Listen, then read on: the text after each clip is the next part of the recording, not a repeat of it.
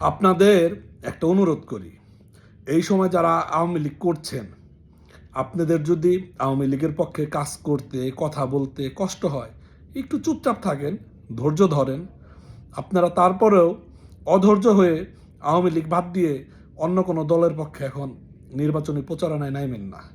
আপনি যে জায়গায় যাবেন, আপনি ওই জায়গায় যায় না সম্মানিত হইতে পারবেন। ওই দলের লোকজন আপনারা বলবে আপনি আগে আওয়ামী লীগ করতেন, আপনাকে ঠিকভাবে মূল্যায়ন করবে না, শুধু ব্যবহারটাই করবে। আবার আওয়ামী লীগ যদি কখনো সুসময় আসে, তখন আবার আপনি আওয়ামী লীগে ফেরত আসলেও আওয়ামী লীগ যারা এখন কষ্ট করছে তারা আপনারে সম্মান দিবে না, মূল্যায়ন করবে না। আপনি এখন আওয়ামী লীগ ত্যাগ করে অন্য দলে যাইয়াও আপনি অপমান লাঞ্ছিত হবেন। আবার আওয়ামী লীগে ফেরত আসলেও তখন আবার নিবেদিত আওয়ামী লীগের লোকজন আপনাকে মূল্যায়ন করবে না, সম্মান দিবে না, ওইভাবে আপনাকে গ্রহণ করবে না।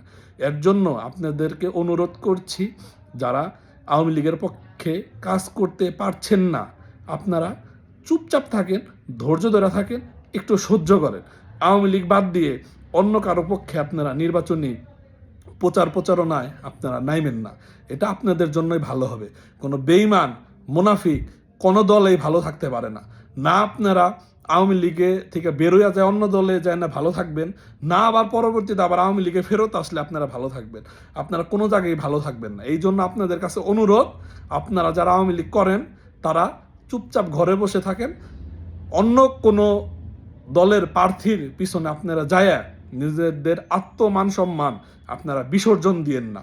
নিজেদের এলাকায় আপনারা মুখ দেখাইতে পারবেন না। সবাই আপনাদেরকে ছেঁচড়া বলবে, মোনাফেক বলবে, বেঈমান বলবে।